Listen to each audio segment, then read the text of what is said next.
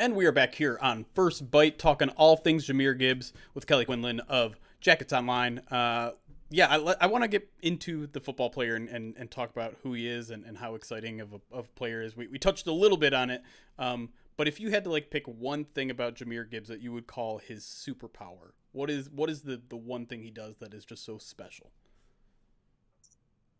I think he has like that extra gear, right? Like he can just pull away from people. Mm-hmm. And I think that's something you don't necessarily see in guys his size. You don't see a lot of 200-pound guys. Like you'll see the little slot guys that can do that, that can fly and all that. And he has the gifts of both a wide receiver, like a slot, really talented slot receiver, and a very talented running back. And that combination's super rare, especially even in the NFL. Like there's not a lot of guys like that can just outrun somebody to the corner. Like and he can do that. And it's great on kick returns. It's fun watching him. He sees it well. Like just start to pull away from somebody, just find that seam, and boom, he's gone. And there just aren't a lot of guys like that. I mean, I covered a bunch of NFL running backs at Georgia, like, and didn't even see that often there. Like, you'd see really talented guys, or I saw there was a guy there that No Sean Moreno that like hurdled a guy in a game, like, but not like necessarily just sheer speed, and his ability to catch the ball too is like off the charts.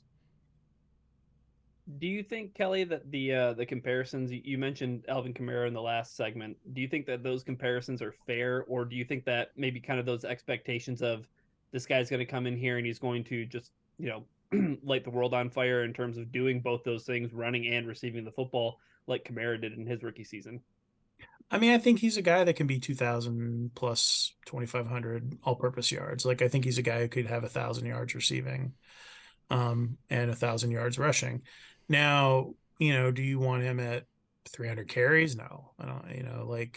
But the NFL the way it is now, anyways, that's not really the way the game's played. So, I think his ability is going to be. Yeah, I think he fits the current modern NFL really well. Like what you see are these guys that can do a little of everything, being creative with how you line guys up, being creative with how you get guys the ball in space. All of those things are huge. And he's a really valuable weapon. They just got to keep him healthy. I mean, he's, he's got tremendous talent, and I think he's got a chance to be really special if he can stay healthy. Man, you hit on so many good things there that I want to talk more about because one, you said this he fits the modern NFL really well, which is an interesting parallel because a lot of people say drafting a running back that early does not fit today's NFL, but you're kind of drafting a different player than just a standard running back, and also it's funny here you mentioned a thousand, which is something that I don't know if you know this, but DeAndre Swift said that was his goal for last season, is getting 1,000 rushing, 1,000 receiving. Obviously didn't come all that close to it, but I'm also been banging the table saying like this guy could catch 70, 80 passes his rookie season. So fair to say like you think that's within the realm of possibilities, if not his rookie season sometime in his career. Yeah, I think he's definitely a guy that can do that. I think Yeah, he's got the big playability. It's interesting because the kick return piece, which is the other all-purpose thing, yeah, yeah, the way kickoffs are now, it's so different. right. Like how often are they going to take them out? Like all of that stuff and the judgment calls Mm-hmm. there, and everyone's kickers are so gifted now that they don't put a lot of opportunity to return it anyway. So that's sort of interesting with the all-purpose thing, but with the receiving, yeah, I think he can do that. I mean, but it's going to come down to quarterback play and execution and all of those things, and having the right weapons, and not having defense completely focus on you either, right? Like Right. that's because you can scheme a guy out, and that happened to him some at Georgia Tech because they didn't have a lot of weapons around him. So those are the things you look at. Trying to figure out where he fits into this. But yeah, absolutely. I mean, I think if you look at the two guys who are drafted, and ironically, both coached by Tashard Choice, Mm-hmm. Bijan and Jahmyr, it's clear that there's a value placed on these guys that can do a little of everything. Yeah. And it's not just if you're just a pure running back, like a guy that's going to catch 20 balls and run 1,500 yards or whatever. That's the third round pick. That's the Right. fourth round. I think these guys that can return kicks, can play as a slot receiver in some way, are very versatile in how they can line up. Those are the guys that I think do have the first round value. So, that's where it's going to be interesting to see if there's a little bit of a revival of these like all-purpose back type guys in the NFL, and maybe some revitalization to those guys. And the one thing that's cool about Ja is he does not have the game reps on him that a lot of other running backs do. Like he missed some time his freshman year, he missed some time his sophomore year. At Bama, they managed his load like he wasn't playing, 80 snaps a game. So he's not worn out. Like he's not been beaten down. He's not, his injuries have all been like not really significant ones in terms of like something long term or anything like bad. So that all bodes well for him as well. Like that's the other thing that, and that's the other thing that's devalued so many running backs too. Like, Jordan Mason came in, he had played, 2,000 college snaps or something, like, or probably more than 2,500 maybe. Like that's way different than where Ja is going into the NFL. So those guys are, going to have value. And I think you're starting to see a premium being put on guys that can be playmakers, whether it's, as a hybrid tight end guy, like, Pitts with the Falcons or whatever. Like there's he hasn't really lived up to it yet, but people who put Brian's premium, a big fan. That's why I made that face. Oh, okay. But yeah, like the guy, the Travis Kelce or whatever, like right. There's those type of guys. And then there's the, slot guys that are interesting, and then the running backs, and then wide receivers that do specific things. But the guys who are more like one dimensional, I think those are the ones that are sliding down more in the draft as you look at it. It probably is that way defensively too, if you think about it in some ways. And 3 months ago I was the most strident, like don't draft a running back in the first 2 rounds. And the one hiccup, the one thing that I don't have a good counter argument for is the fact that Kyle Shanahan traded all those draft picks for a guy like Christian McCaffrey. Kyle Shanahan is a very smart offensive coach. I am not. If he thinks that kind of investment in those a hybrid weapon like him is worth all of those draft resources, I might have to, kind of revisit my own position there. Yeah, it's sort of interesting to see like what the values are, but that's another great example of a guy that's can do a little of everything. And if he's healthy, he's, a really dangerous weapon. I think you're just seeing this sort of shift towards these type of running backs now. It is interesting to see like who are kind of embracing that in the NFL. I have a question that's kind of off the beaten path. It wasn't on our rundown, so I don't mean to blindside you, but no, it's fine. This quote from Maurice Jones-Drew has always stuck with me about his 3 traits that he looks at in every running back, and one of them is contact balance. The other one is short area quickness. So when a defensive lineman gets 2 yards deep in the backfield, what are you doing to get away from him? And then the third thing was, what are you doing without the football? In terms of your blocking. I know we've talked extensively about how good of a receiver Ja is, but that's another thing that would kind of fall under that category. If you were to kind of rank those things with Ja, how would you rank those things, like, contact balance, short area quickness, and what he's able to do without the football? So it's interesting. I would say, his pass pro, it was not great. But again, he's out in the pattern most of the time. Like you're not going to have him chip. Like that makes no sense. Or have him try to, like if he's in the game, you want him out in the pattern. So he's not doing a ton of that.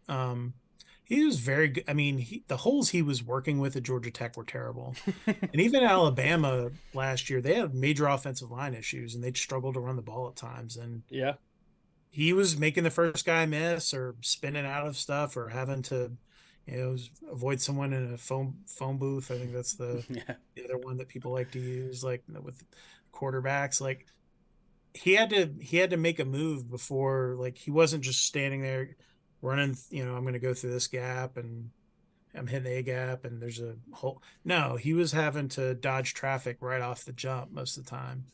And I think that's where he can, give you a lot of value. I think he's got the quickness. I think he's got the ability.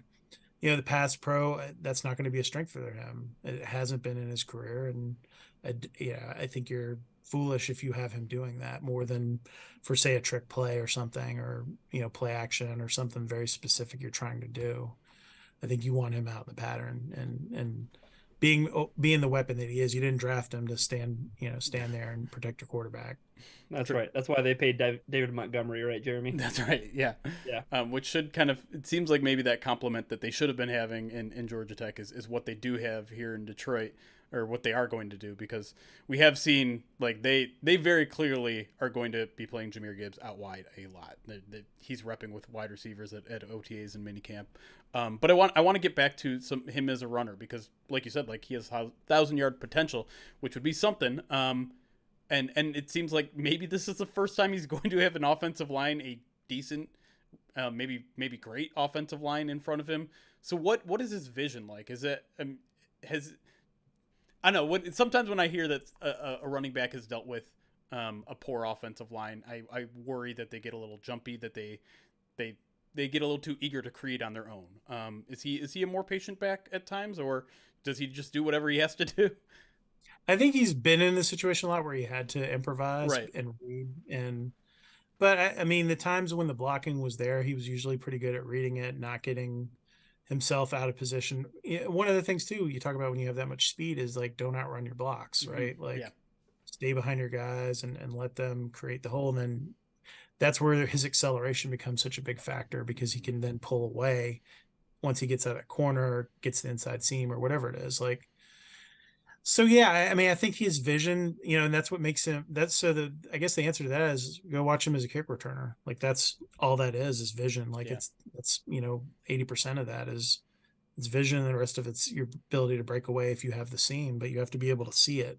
And I think he did a great job of seeing the creases, finding the opportunities to return the ball when it was there, and when it wasn't, he would take the touchback and move on with his day.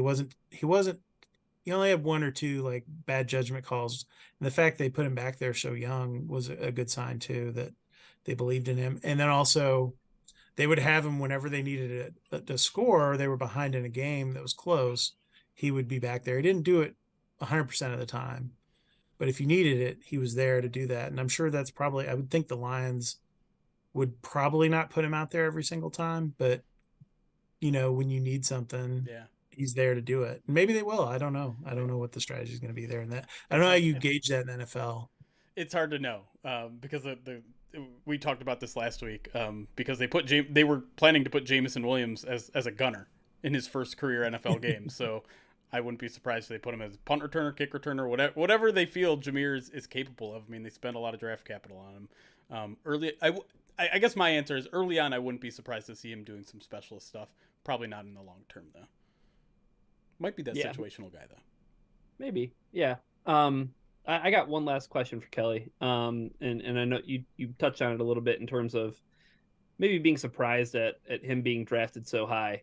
And I'm not sure if you've heard the story or not, but it seems like it was Brad Holmes, the Lions GM, and the rest of the regime who preferred Gibbs over Bijan Robinson, and that kind of flies in the face of nearly everything that you saw pre-draft process. But as someone who I'm assuming you've seen Bijan play, but like, how can you kind of rationalize that? Like, how can you kind of assure Lions fans that Brad Holmes isn't just saying things, that there is something to that in terms of them being different players? Gibbs is just sort of a special guy, and I watch. So my parents both went to UT. My grad's dad taught there. You spend my summers in Austin, so I followed Texas football quite a bit, and still watch their games from time to time when I get the opportunity.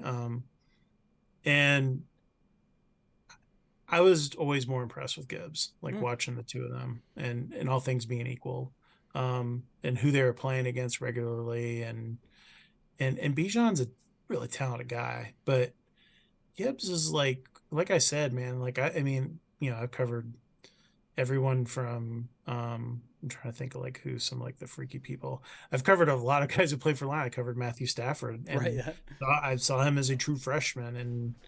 And the story I always tell about that is I ran into him in a bar. I was like rookie reporter. He was a freshman in college, and we were sitting across from each other at the bar and just sort of nodded at each other and let it go. But yeah, so like yeah, like Stafford, all those dudes, like I mean, they had, those Georgia teams were loaded, and Georgia Tech was really good when I got there, and they had really talented backs, and he's just different, man. I've watched a lot of guys too, like, the Clemson guys, all the Florida State guys, all those guys I've seen in person over the years. And there was just something really electrifying. It was like Calvin, like there was something electrifying when you watch Calvin play. Like that was just different. It was the same thing with watching Matt Stafford throw the football, right? Like it was different in college. Like watching him as a true freshman just throw the ball at practice, like you could tell there was a huge difference. He didn't know what the hell he was doing like the first year, but like the talent was clearly like light years ahead of everyone else on the Yeah. team, and he ended up the starter as that season went on. And Job displaced guys that play a lot of football. I mean, Jordan Mason had been the starting running back the year before, and eventually, Job was the starting running back. And Jordan Mason really had nothing to say. He was like, I get it. Like, Yeah. why would you not play that dude? His only thing was like, why are we not playing together at the same time? Right. But because the argument all of us were making at that point, but that were watching the team. But yeah, I just think, there's something there, and I don't know what it is, but there's something that makes me feel like he's gonna be like a hair better than Bijan, and I don't know why, but he's a special guy. Hopefully I mean, if I'm right, that'll be awesome. I mean, he's not Barry Sanders, but I love watching Barry Sanders and Calvin, and there've been some special guys with the Lions. Let's hope they, fare better than the teams did during those Yes. guys' eras. But yeah, I mean, I have That's a the friend, hope. an ardent Lions fan, like huge Lions and huge Georgia Tech fan, and big booster. And he texted me on draft night and was just like, I can't believe they drafted him that high. Like, wow. He's like, I don't I don't know if I like it or not. And we had like this long discussion about it. And it was just like, I was like, if you think he's as special as we all did watching him, then I think I understand why they, and given the way the draft was unfolding and looking at who was on the board at that point, if you didn't feel like you could trade back and get him, it made sense. Yeah. Like, and the way that it got real weird, the draft, the way it unfolded at that point, so you don't know. Right. So, you know, I think there's too much of a premium sometimes placed on, do I draft this guy eighth versus 12th? Right. And, am I going to get like what I want out of that? And people are wondering what you're up to. And Yeah. it's better maybe sometimes to just go for it and Yeah. get the guy you want. Yep. The whole like min maxing of like I have to get the absolute maximum value out of this pick. Well, no, if you get a good football player, no one else is going to care in the long run. We watched the Falcons make all these weird moves and and then they would draft terrible guys. And it's like, Right. like just bus and draft like 8 tight ends in 4 years. And like, what are you doing? Like, and so those are the things that, make it real clear that it's not, that's the thing we talk about with recruiting, right? The 5-star, 4-star, or whatever. Alabama misses on guys, Georgia misses on guys, Texas, Oklahoma, all these schools, USC. The NFL is the same way, right? Like you're always rolling the dice. There's always going to be guys who are bust. There's always going to be home runs, and most of the guys are in between that. Yeah. And so once you get out of the franchise guys, the first couple picks, maybe a quarterback or an offensive tackle or whatever it is, or a stud D end, there's not a lot of guys that are just, home run, like Right. that, you're going to be your cornerstone of a cornerstone of your franchise. So I get it, man. Like, looking at the draft, like I sort of get why they did it. Like now, could they have traded back? Maybe, but maybe no one wanted to trade up for that salary either. Right. That's the other. Yeah, and they had also already traded back. It was a 6 to 12, and I think you're right. At some point, like you're just like you're risking potentially losing a guy that you think is special. Last thing before I let you go, I always like to send Lions fans home with homework here. So if you had a game or a play or a moment in Jamir Gibbs' Georgia Tech career, what is a moment that everyone listening should go chase down on YouTube? Huh. I gotta think about that for a second. Hmm. Was it maybe a kick return? or did he pop off against a rival or anything like that? Um, Do they put YouTube highlights up of touchdowns that get called back? Like you said, it's funny that would be very funny. We had a lot of discussions. I probably have like some gifs of like some of those plays because there was like I have a former player who breaks down a lot of the games, and there were some ones that were pretty sketchy that we were both like, he cut it back and showed you where like the bad call was and the missed call. I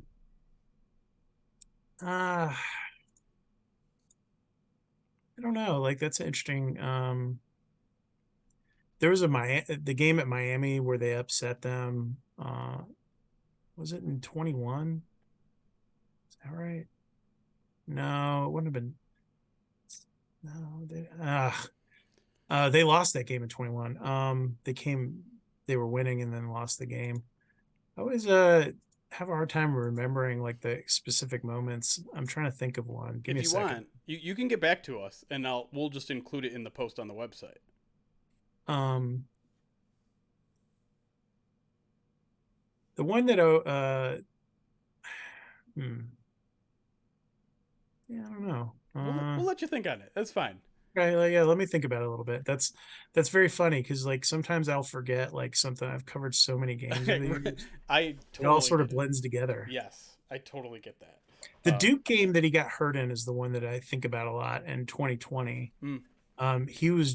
Him and Jordan Mason had this insane game, and he was like running away from somebody for a touchdown, and I think he pulled his hamstring. He like pulled up at midfield. He had like broken free. Oh no! But I think he had already at that point in that game had already rushed for a bunch of yards, and I think the two of them ran for like 250 yards or something in that game. And he got hurt, and he only played like. So all right, I looked it up while we were talking, and so this is very funny. He played 7 snaps in that game.